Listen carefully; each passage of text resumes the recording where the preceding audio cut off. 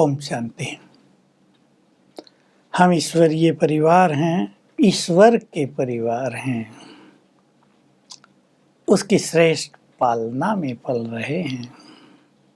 प्रभु प्रसाद मिल रहा है रोज हमें। उसने अनेक तरह की पालना हमें दी है। सभी ब्रह्मावत्सों को, लगभग सभी को कोई न कोई ईश्वरीय देन भी है। ईश्वरीय देन एक प्राप्ति के रूप में लगभग 99% ब्राह्मणों को प्राप्त है। किसी को कोई टैलेंट दे दिया, किसी को कोई योग्यता दे दी, किसी को कोई विशेष कला दे दी। मैं देखता हूँ हमारे यहाँ गीत कविताएं लिखने वाले कोई वो बहुत पढ़े लिखे नहीं है, लेकिन वो योग्यता उनमें आ गई प्रभु प्रेम से। हमारे यहाँ आर्टिकल लिखने वाले भी कोई बहुत हाईली एजुकेटेड हों, सभी लोग ऐसे नहीं, कुछ हैं, लेकिन ये ईश्वरीय विद्या ही बहुत बड़ी चीज़ है ना। सबसे बड़ी नॉलेज तो यही है, इसकी सबसे बड़ी डिग्रियां हैं, क्योंकि इसमें अंदर की दिव्यता जागृत हो जाती है। तो हम प्रभु पालना में पल रहे हैं। बहुत बड़ी उसकी पालना है ईश्वरीय ज्ञान देना। बहुत बड़ी पालना होती है। कोई राह भटक गया हो, उसे बता दिया जाए, अरे जिस मंजिल पर, जिस स्थान को तुम ढूंढ रहे हो तो यही तो है, 5 मिनट का ही तो रास्ता है, देखो यही है, आधा किलोमीटर पे तो है, 1 किलोमीटर पे, यहाँ से सीधे चले जाना। कितनी दुआएं देगा। सारा दिन मैं भटक रहा था, रास्ता नहीं मिल रहा था, बहुत धन्यवाद देगा, दुआएं देगा। भगवान ने हमें सत्य राह दिखा दी। मुक्ति के लिए भटक रहे हैं लोग, भटक रहे थे हम सब भी। स्वर्ग क्या है इसके बारे में कोई क्लैरिफिकेशन था ही नहीं। देवताओं के बारे में गलत मान्यताएं प्रचलित हैं हमारे पुराणों में। उन्हें ये पता नहीं कि जो पहले के देवता थे, मैं एक रहस्य बता रहा हूँ आपको। ये जो दिखाते हैं ना हमारे पुराणों में, इंद्र का ये हाल था, देवता कमजोर पड़ गए थे, वो राक्षसों से हार जाते थे, ये वो देवता नहीं है जो सतयुग के थे।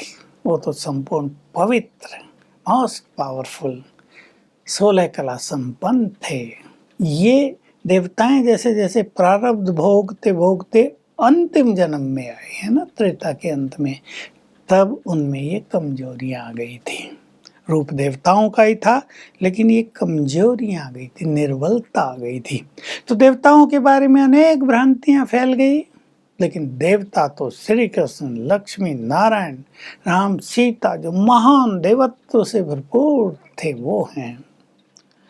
तो हमें भगवान ने सत्य ज्ञान दिया ना, बहुत बड़ी पालना हो गई। चित्त को शांत कर दिया, भटकन समाप्त कर दी, खोज पूरी कर दी।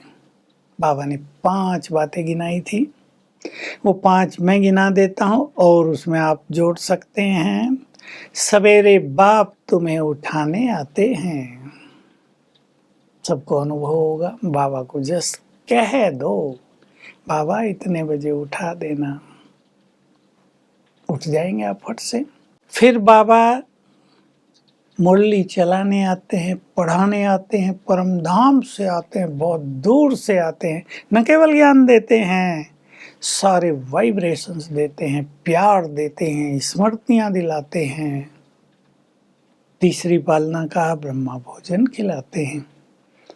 बहुत भाग्यवान हैं जो ब्रह्मा भोजन खा रहे हैं, इसकी महिमा बहुत ज़्यादा है। चौथा कहा रात को सुलाने आते हैं। बहुत सुंदर अनुभव इसका सभी कर सकते हैं।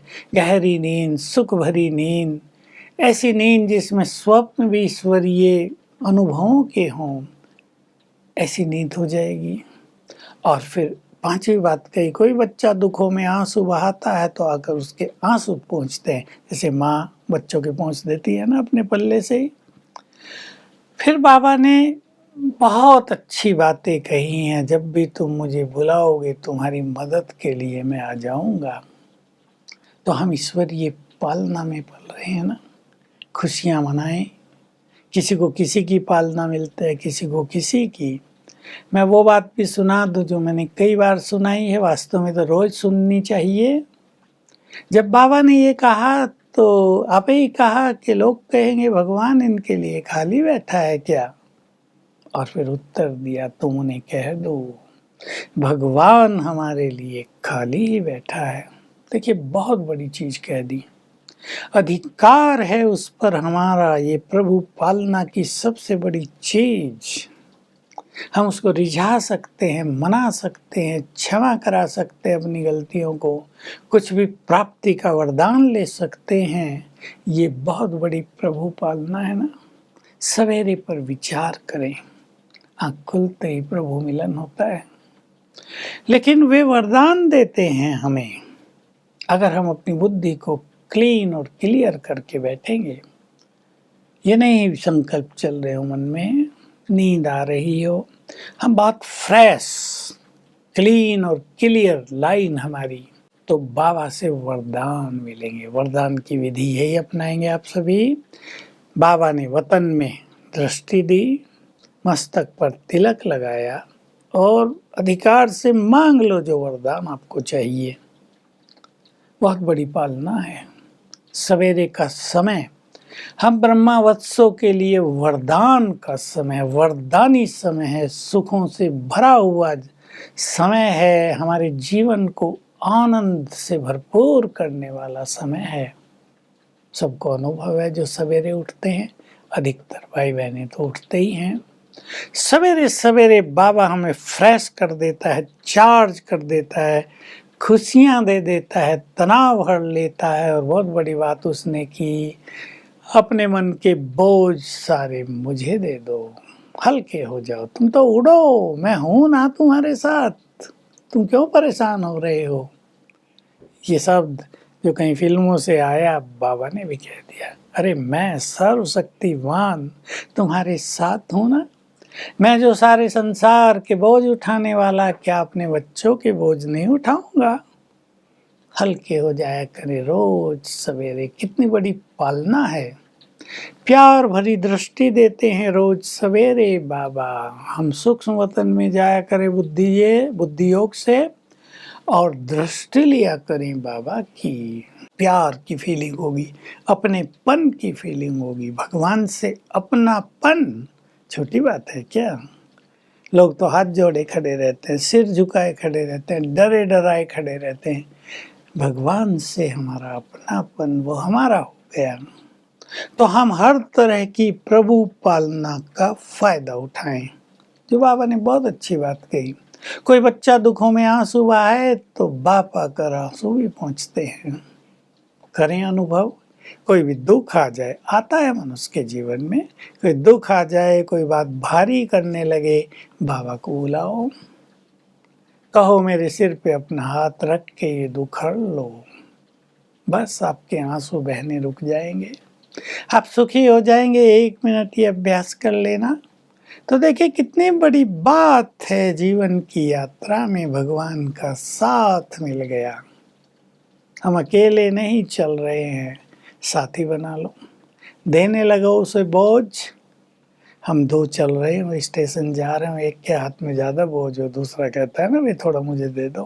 बाबा कहता है सारे ही बोझ मुझे दे दो, सर्वशक्तिवान है। तो हम प्रभु पालना से अपने तन मन को हेल्दी, स्वस्थ, पावरफुल बनाएं। प्रभु पालना से अपने जीवन को खुशियों का भंडार बनाएं, वरदानों से भरपूर करें।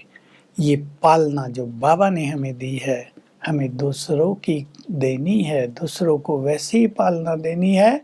बस ये शब्द बाबा के गूंजते रहे, बच्चे, जैसे मैंने तुम्हारी पालना की, तुम दूसरों की पालना वैसे ही करो। ओम शांति।